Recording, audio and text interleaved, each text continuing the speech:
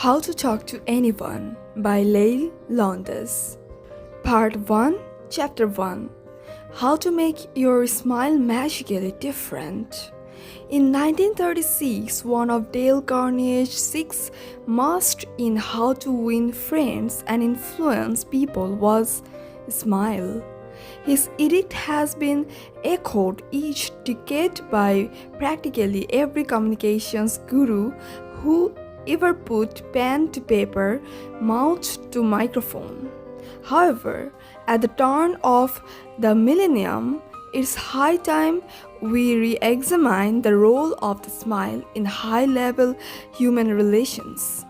When you dig deeper into Dale's dictum, you will find a 1936 quick smile doesn't always work, especially nowadays.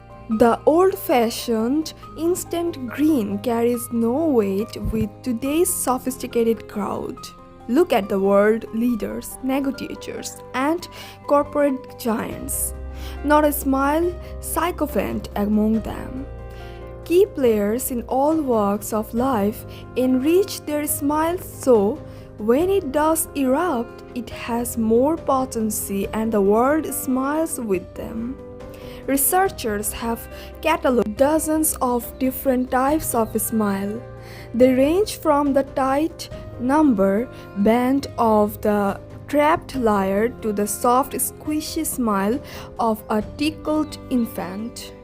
Some smiles are warm while others are cold.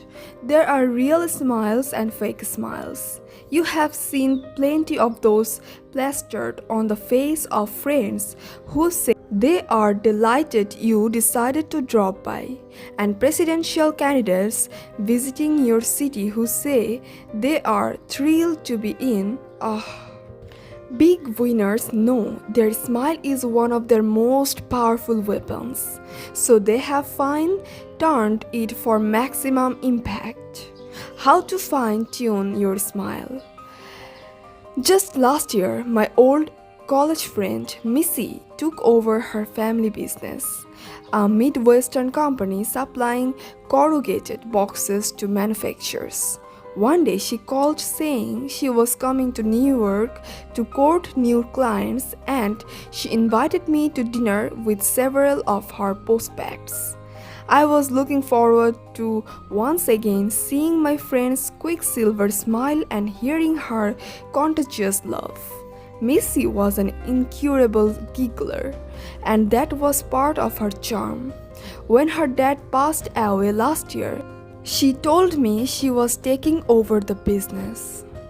I thought Missy's personality was a little bubbly to be a CEO in a tough business. But hey, what do I know about the corrugated box beach?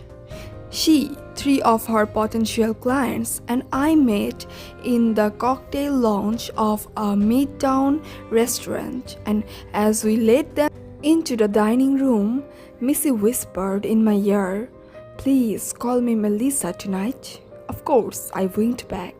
Not many company presidents are called Missy. Soon after the maitre d' seated us, I began noticing Melissa was a very different woman from the giggling girl I would known in college. She was just as charming, she smiled as much as ever, yet something was different. I couldn't quite put my finger on it. Although she was still effervescent, I had the distinct impression everything Melissa said was more insightful and sincere. She was responding with genuine warmth to her prospective clients, and I could tell they liked her too.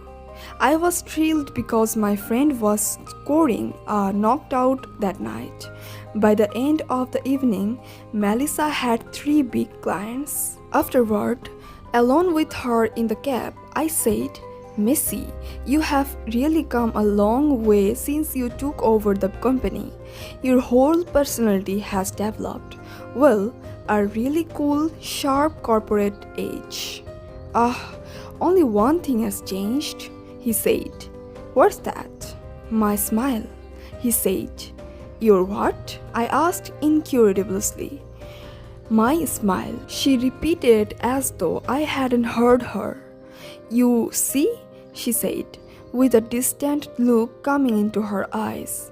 When Dad got sick and knew in a few years I would have to take over the business, he sat me down and had a life-changing conversation with me. I will never forget his words. Dad said, "Missy, honey, remember that old song? I love ya, honey, but your feet's too big." Well, if you are going to make it big in the box business, let me say, I love ya, honey, but your smile's too quick. He then brought out a yellowed newspaper article quoting a study he had been saving to show me when the time was right. It concerned women in business. The study showed women who were slower to smile in corporate life were perceived as more credible. As Missy talked, I began to think about history-making women like Margaret Thatcher, Indira Gandhi, Golda Meir, Madeleine Albright, and other powerful women of their ilk. Not one was known for her quick smile. Missy continued.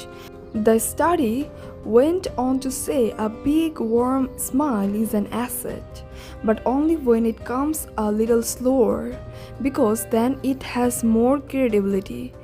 From that moment on, Missy explained, she gave clients and business associates her big smile. However, she trained her lips to erupt more slowly. Thus, her smile appeared more sincere and personalized for the recipient.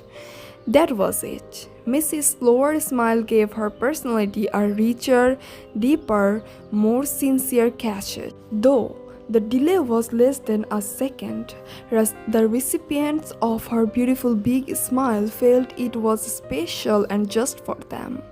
I decided to do more research on the smile. When you are in the market for shoes, you begin to look at everyone's feet. When you decided to change your hairstyle, you look at everyone's haircut. Well, for several months, I became a steady smile watcher. I watched smile on the street. I watched smile on TV. I watched smile on the politicians, the clergy, corporate giants, and world leaders. My findings? Amid the sea of flashing teeth and parting lips, I discovered the people perceived to have the most credibility and integrity were just ever so slower to smile.